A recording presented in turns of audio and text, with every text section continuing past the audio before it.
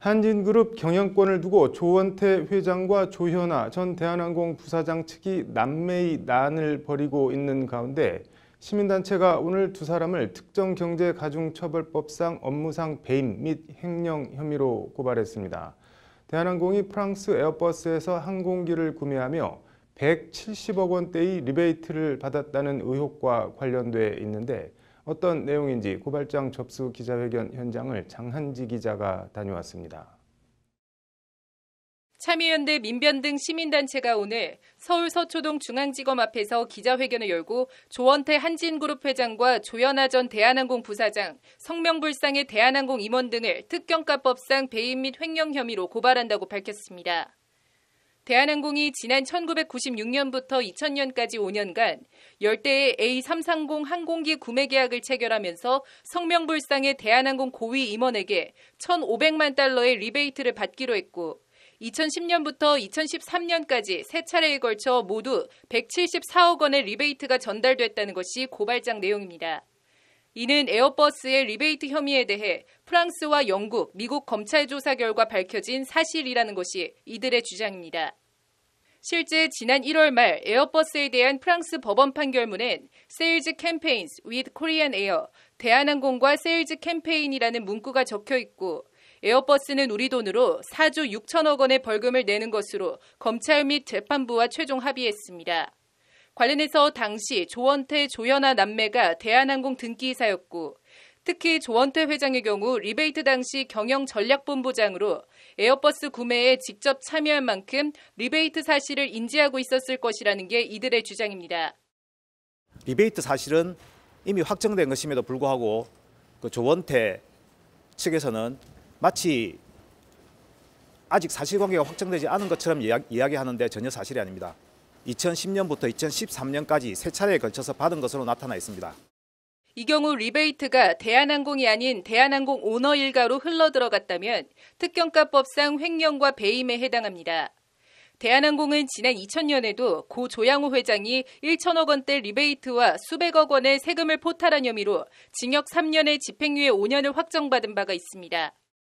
리베이트를 받는 그런 관행들이 있었던 것으로 보여지고 이러한 리베이트 관행은 결국은 항공기를 고가로 매입해서 회사에 큰 손실을 안겨다 주고 또한 그것이 그대로 항공료에 전이가 돼서 대한항공을 이용하는 소비자들이 고가의 항공료를 내도록 하는 그런 문제가. 그럼에도 대한항공이나 한진그룹에선 이런 리베이트 불법 행위 관행에 대한 진상조사위원회가 꾸려진 적이 없고 이사회도 관련자들에게 책임을 묻는 등의 책임 있는 조치를 취한 적이 단 한 번도 없다고 기자회견 참가자들은 목소리를 높였습니다. 에어버스 리베이트 의혹을 국회 법사위에서 처음 제기한 민생당 최이배 의원은 이와 관련 재발 방지나 투명 경영을 위해선 총수일간은 경영에서 손을 떼고 전문 경영인을 통한 독립적인 이사회 운영 등 대한항공이나 한진그룹의 지배구조 개선이 필요하다고 강조했습니다. 한진그룹의 리스크는 늘 오너의 리스크였습니다. 주주총회를 앞두고 조원태, 조현아 모두 경영권 다툼이 전익가경입니다.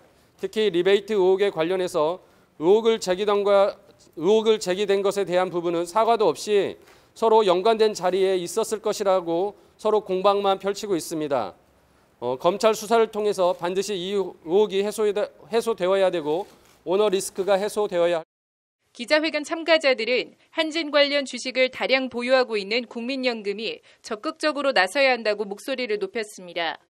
리베이트를 받고 소각해야 할 자사주를 가지고 지배력을 2배나 부풀리고 일감을 몰아주고 갑질을 하고 탈세를 하고 밀수까지 하는 재벌 범죄, 재벌 편법의 종합 백화점이 바로 한진 총수 일가들입니다. 지금 국민연금이 주주권 제한, 즉 스튜디오십 코드를 대한항공 측은 지난 10일 입장문을 내고 조원태 회장을 비롯한 현 경영진은 이번 리베이트 사건과 어떠한 관련도 없다고 조 회장과의 연관설에 선을 그었습니다.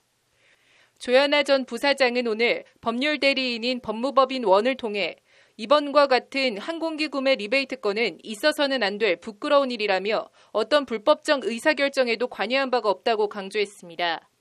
조 전 부사장은 그러면서 향후 위법 행위가 드러날 경우 그에 상응한 책임과 처벌도 감수해야 할 것이라며 화살을 사실상 경영권 다툼을 벌이고 있는 오빠 조원태를 향했습니다. 한진그룹 지주사 한진칼 주주총회가 다음 주 금요일에 예정된 가운데 참여연대의 오늘 고발과 검찰 수사가 한진그룹 경영권과 지배구조에 어떤 영향을 미칠지 주목됩니다. 법률방송 장은지입니다.